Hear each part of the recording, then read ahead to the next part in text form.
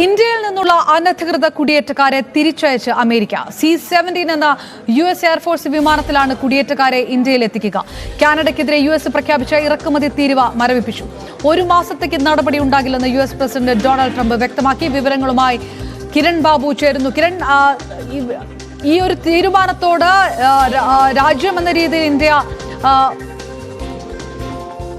സമ്മതം വ്യക്തമാക്കിയതാണ്, ഇത് അംഗീകരിക്കുകയും ചെയ്യുന്നുണ്ട്. പക്ഷേ അതേത് തരത്തിലുള്ള ഒരു ദോഷഫലങ്ങളാണ് അതിനൊപ്പം ഉണ്ടാക്കുന്നത്? അപർണ, ഒരു രാജ്യം എന്ന നിലയ്ക്ക് നമ്മുടെ രാജ്യത്തെ ഏതെങ്കിലും ആളുകൾ രേഖകളില്ലാതെ മറ്റേതെങ്കിലും രാജ്യത്തുണ്ടെങ്കിൽ, അതും ഇന്ത്യയുമായി നയതന്ത്ര ബന്ധമുള്ള രാജ്യമാണെങ്കിൽ ആ രാജ്യത്ത് നിന്ന് അവരെ തിരിച്ച് കൊണ്ടുവന്നാൽ സ്വീകരിക്കുക എന്നുള്ളത് ഏത് രാജ്യമായാലും സ്വീകരിക്കേണ്ട നയം തന്നെയാണ്. ഇന്ത്യക്കും അങ്ങനെ മാത്രമേ നയം സ്വീകരിക്കാൻ കഴിയൂ. നിലവിൽ 205 ഇന്ത്യക്കാരെയാണ്. ഈ 205 ഇന്ത്യക്കാരെയും ഇന്ത്യൻ എംബസി ഉദ്യോഗസ്ഥർ തന്നെ രേഖകൾ പരിശോധിച്ച് ഇവർ ഇന്ത്യക്കാരാണെന്ന് ഉറപ്പുവരുത്തിയ ശേഷം ഇന്ത്യയിലേക്ക് അവരെ ഇപ്പോൾ ഇന്ന് ഇന്ത്യൻ സമയം ഏകദേശം രാവിലെ 3 മണിയോടുകൂടിയാണ് ടെക്സസിൽ നിന്നും C-17 അമേരിക്കൻ എയർഫോഴ്സിന്റെ വിമാനത്തിൽ ഇന്ത്യയിലേക്ക് അയച്ചിരിക്കുന്നതെന്നാണ് വിവരം. ഇന്ത്യ ഇതുവരെയും ഈ വിവരം ഔദ്യോഗികമായി സ്ഥിരീകരിച്ചിട്ടില്ല. എത്ര മണിക്ക് ഇന്ത്യയിലെ ഏത് വിമാനത്താവളത്തിൽ ഇവരെത്തുമെന്നോ ഏതെല്ലാം സംസ്ഥാനക്കാരായ ആളുകളാണ് ഇതിൽ ഉൾപ്പെട്ടതെന്നോ ഇതുവരെയും സ്ഥിരീകരിച്ചിട്ടില്ല. അനൌദ്യോഗികമായി നമുക്ക് ലഭിക്കുന്ന വിവരങ്ങൾ അനുസരിച്ച് ഈ 205 പേരിൽ കൂടുതൽ പേരും ഗുജറാത്തിൽ നിന്നുള്ളവരാണ്. അതിൽ മലയാളികൾ കൂടി ഉൾപ്പെടുന്നു എന്നുള്ള വിവരങ്ങൾ കൂടി ലഭിക്കുന്നുണ്ട്. പക്ഷേ ഇതിലൊന്നും സ്ഥിരീകരണം ഇതുവരെ ലഭിച്ചിട്ടില്ല. എംബസിയുടെ ഭാഗത്തു നിന്നാണ് സ്ഥിരീകരണം ലഭിക്കേണ്ടത്.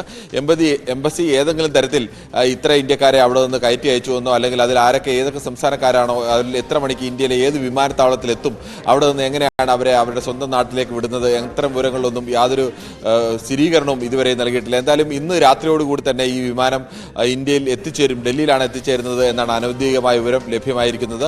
ഏകദേശം 18,000-ഓളം ഇന്ത്യക്കാരാണ് രേഖകളില്ലാതെ അമേരിക്കയിൽ നിലവിൽ താമസിക്കുന്നതായി നിലവിൽ അമേരിക്കയിൽ നിന്നും ട്രംപിന്റെ അധികാരത്തിലേറിയ ശേഷം അദ്ദേഹം പ്രഖ്യാപിച്ച വിശാലമായ നാടുകടത്തൽ പ്രഖ്യാപിച്ചു. ചരിത്രത്തിലെ ഏറ്റവും വലിയ നാടുകടത്തൽ പദ്ധതി എന്നാണ് ട്രംപ് തന്നെ പറയുന്നത്.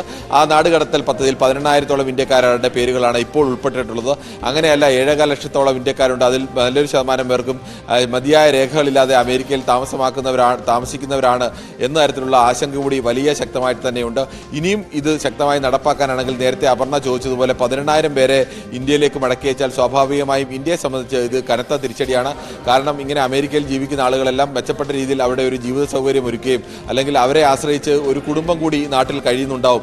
ആ തരത്തിലൊക്കെ സാമ്പത്തിക സുരക്ഷിതത്വം കണ്ടുകൊണ്ടാണ് ആളുകൾ രേഖകളുടെ അഭാവത്തിലുമൊക്കെ അമേരിക്ക പോലെ ഒരു രാജ്യത്തേക്ക് കുടിയേറാൻ അല്ലെങ്കിൽ കൃത്യമായ രേഖകളില്ലാതെയൊക്കെ അനധികൃതമായി കുടിയേറാനൊക്കെ തയ്യാറാവുന്നത്.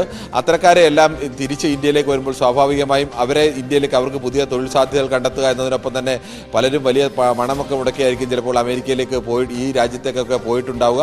ഇവരെ അല്ല, അവിടെ ജോലി ലഭിച്ച് ദീർഘകാലമായി കഴിയുന്നവരാണെങ്കിൽ അവരെ ആശ്രയിച്ച് കഴിയുന്ന ഒരു കുടുംബം ഉണ്ടാവും.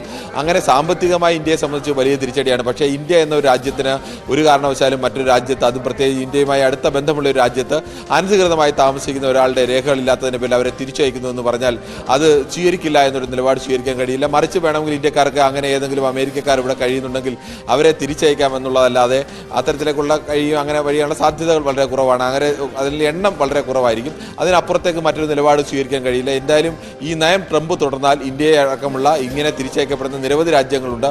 ആ രാജ്യങ്ങളെല്ലാം സംബന്ധിച്ച് സാമ്പത്തികമായി തിരിച്ചടി തന്നെയാണ്. കിരൺ, ഇതിനകത്ത് 110 ലക്ഷത്തോളം, ഞാൻ തിരികെ എത്താം ഇപ്പോൾ